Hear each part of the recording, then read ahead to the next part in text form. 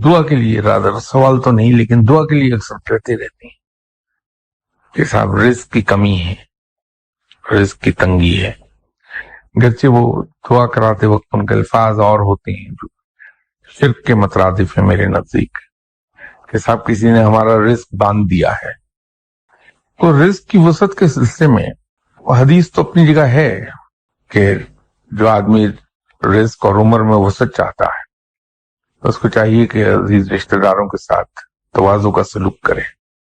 लेकिन जो तजुर्बा मैंने किया है वो इस हदीस के अलावा अर्ज कर रहा हूँ। ये हदीस तो है, इस पे अमल होना चाहिए कि अगर इंसान ये चाहता है कि उसके रिस्क में वसत पैदा हो जाए तो आप अपने ऊपर ये लाजिम कर लीजिए कि अल्लाह के बंदों को खाना खिलाते रहिए।